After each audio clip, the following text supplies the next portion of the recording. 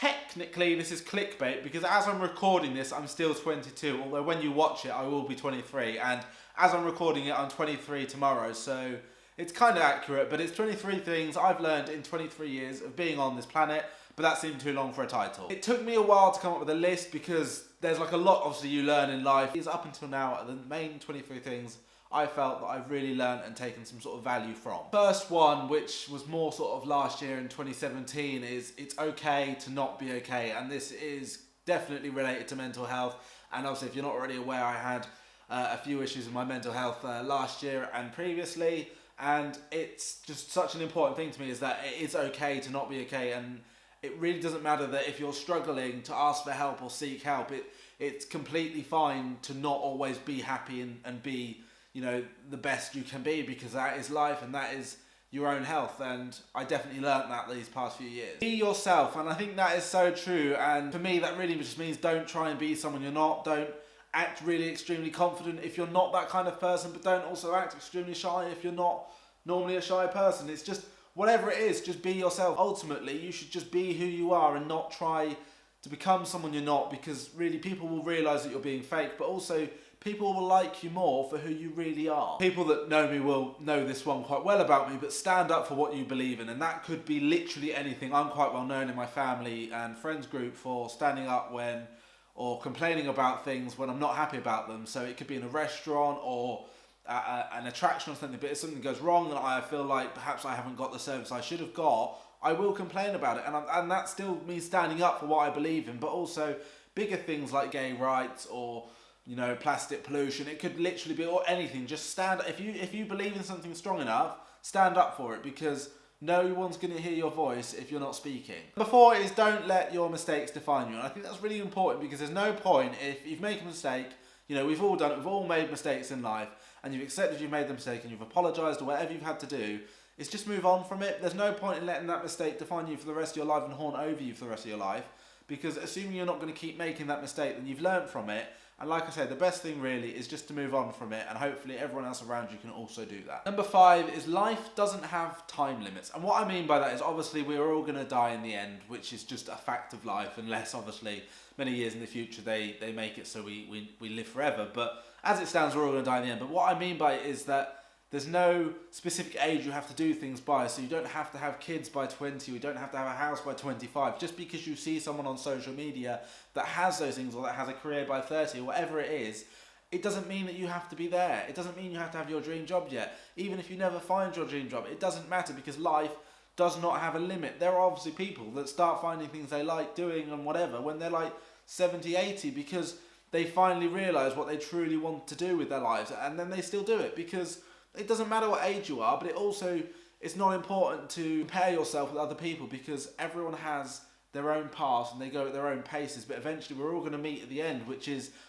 whether we like it or not, it's death. Ultimately, we're all going to die, and I know it's a bit morbid on a birthday video, but I guess it kind of all links in that just because you're not doing something at the same time as someone else, it really doesn't matter. We're all going to end up in the same position. But like I said at the start of this portion, is that life does not have time limits, and don't always compare yourself to other people. 6 is something that I've really started to realise in the last sort of year or so, is that I'd rather spend money on experiences than things. And that goes for my children as well. I'd rather spend money on an experience for my children than buying them toys. You know, they're just going to eventually either break or grow out of. It's completely pointless. I'd rather buy them an experience. I'd rather take them somewhere like Legoland, or take them on a holiday somewhere where we can have memories and photos forever, than a toy which is just, you know, it's just going to go. It's not going to be there forever, but those photos and those memories will last forever. And certainly for me as well, I'd rather spend my money nowadays more on an experience or doing things with friends and family than just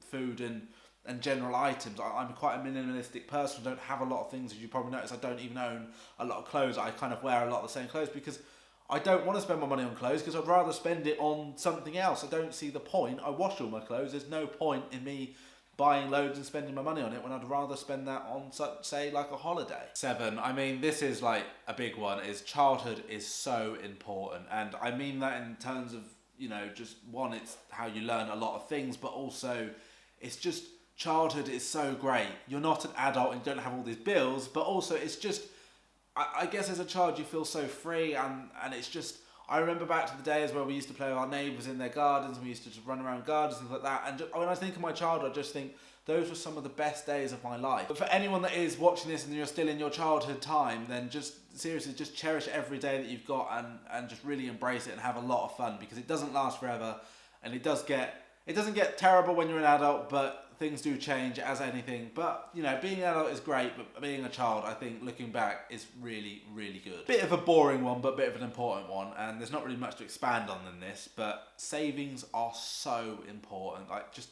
having money aside is just so important for pretty much anything. Just save your money. Even as a child, start saving now, because I really wish as a child that I'd saved more of my paper round money, and I was earning a fair bit of paper round money a week.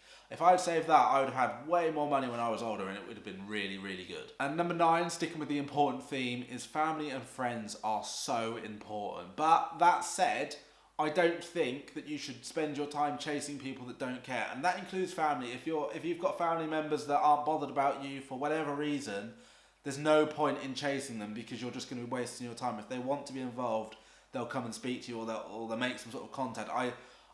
I personally don't see the point in trying to chase people that just have, you know, no interest, because all you're doing is, 1, you're going to upset yourself, and 2, you're effectively just wasting time. Number 10 is, a bad start in life doesn't determine who you become, and that's very true for myself. So obviously, as you know from a recent video, I'm adopted, and obviously that's a rough start to life, and I'm not making out, obviously you can go and watch the video, but I'm not making out like I've had a really, really, really tough start, but it is difficult, and I explain obviously a lot more about it in the adoption video, but I don't let that determine who I'm going to become and who I am now, you know, this day sitting here.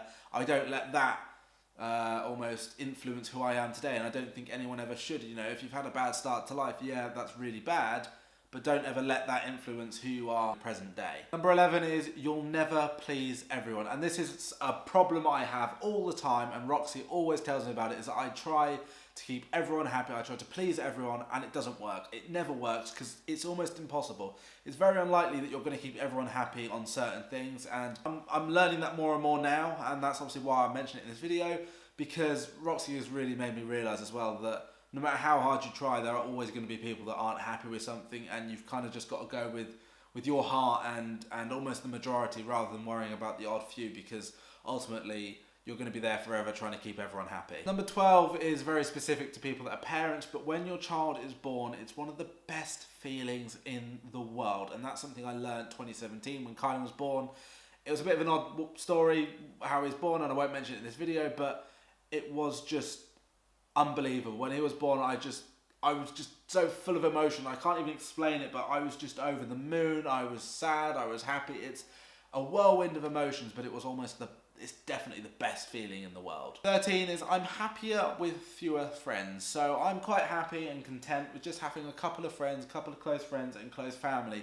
Because I think the more friends you have, actually, the more difficulties you run into. And certainly in school, when I had more friends than I do now, is that there's always just problems going on in friendship groups, and there's just drama all the time, and I think as you grow up, you just don't want to deal with that anymore, and I guess you kind of cut out the immature people, and you just have close friends and close family, and that's kind of your little circle, and I definitely don't mind that, and as I say, I think fewer friends for me is definitely just easier. So 14 is, don't waste your time worrying about things that may never happen, and that's true of the good and the bad, and obviously it kind of sucks if the good things don't happen, but certainly the bad things. So, you know, if you're sat worrying about something, and it could literally be anything, and you're just thinking, oh, I don't know, you know, is this going to happen? Is this going to happen? Chances are it may never happen. So you're just worrying about something that is literally never going to happen, and you're fretting about something that really you don't need to be, because it's never going to happen. Obviously, if it does happen, then you can deal with it as and when it does happen. But I've definitely learned worrying about things that haven't even yet materialised is completely pointless, really. 15 is, enjoy the moment. And what I mean by that is, we get so caught up in social media these days, I think we almost forget to just enjoy the moment that we have. So, like, we're so focused on taking photos and being on social media all the time that actually we're not just enjoying the moment that we're having. And obviously I upload photos to social media a lot, and photos are obviously a great way of remembering memories, but actually sometimes the best way to remember a memory is just by being there, not having your phone out, and just remembering it. 16 is say yes more, and what I mean by that is not just saying yes to everything that comes along, but seizing opportunities that you want to do. And as Yes Theory put it, a channel I subscribed to recently, is seeking discomfort.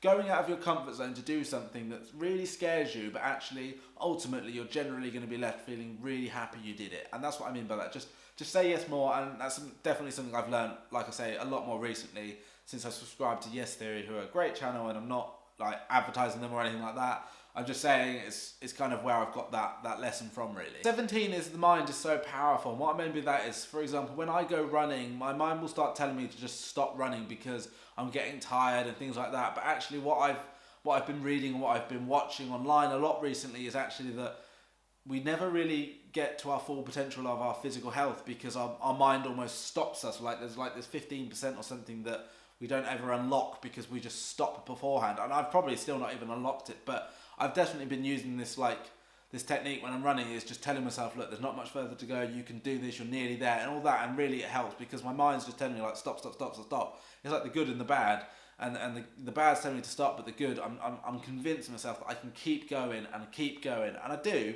And it is tough. Like, I mean, the other day I ran with a really bad foot, which didn't help the case, but it's okay now. But I was determined to just finish this run because before I would stop runs really quickly when I had a slight twinge in my knee or something, and it turned out to be obviously nothing, and tends to just go after a little while in a run. But I would just stop because I was like, all right, that's it, I've got a bit of an injury, I'm going to completely stop. 18 is always pursue your dreams, and I mean that's fairly self-explanatory. I think it's just any dream you have, do your best to pursue it. So obviously as a young kid, as you may know, I had a dream of joining the police, and I've obviously made a video about this. And obviously, granted, it didn't work out. It's not anything bad that happened. Again, I made a video on this, but it was various different reasons that I had to leave. But I pursued my dream. I still did it, and I went ahead with it. And it's still something perhaps I could visit in the future. But I'm glad I did it because I pursued that dream I had. I saw what it was all about, and it was a really great experience. But ultimately, as I say, there were various reasons I couldn't do it. But I think that's okay. I think as long as you actually pursue your dream and go for it, even if it doesn't work out, you can still say, well, I tried. 19, ignore the haters, because there are a lot of people in this world that just want to bring you down, and there's no reason for it. They're never going to go away. They're always going to be there. They're known as trolls online, obviously. Just ignore them, because actually if you ignore them, eventually they're going to get bored. 20 is don't sleep in all the time. And I know you might be thinking, shock horror, Jadon doesn't want to sleep in all the time. Well, actually, I do like the odd sleep in here and there. But generally speaking, I found when I used to have lay-ins a lot, like a couple of years ago, is that I would just miss out on so much of the day. Like I'd wake up at like 12 or 1 o'clock in the afternoon, and I was just like, well, half the day's gone. I'm going to go to bed again at like 9, 10 o'clock, and I've got nothing to do for the day. Like I'm just going to sit around and do nothing because I've wasted half the day. Just not sleeping in extremely late all the time, it doesn't help you at all. So get up, seize the day, and you don't know what opportunities are going to come your way. 21 is your opinion is never wrong. And I feel like that's fairly self-explanatory, but there are some people out in the world that will tell you that your opinion is wrong, but it can't be because it's an opinion. So unless you're saying something about a fact and then saying that fact is not correct, your opinion can't ever be wrong. So just ignore that, basically. I guess it's kind of ignore the haters, because to be honest, they're probably trolling you, and it comes back to that one. But like I say, your opinion is never wrong. So just because someone doesn't agree with you does not mean to say that you are wrong. 22 is an age-old life lesson of just treat others how you want to be treated. And it really works. If you treat someone the way you want to be treated, they'll do that back to you. So if you treat them in a horrible way, the chances are they're going to treat you in the same way. But if you treat someone with respect and you treat them in a nice way, the chances are they'll do the same to you. And if they don't, get rid of them, because they're not worth it. And I mean that, I don't mean like kill them, I just mean like get rid of them out of your friendship group or whatever, because people like that, again, it comes down to people bringing you down. It's not worth it. And we've reached obviously the end of the list, so we've just got 23 to go, which is everything will work out in the end. I feel like that's really self-explanatory. I'm a true believer that everything will work out in the end, even if things look bad now. Eventually they will be better.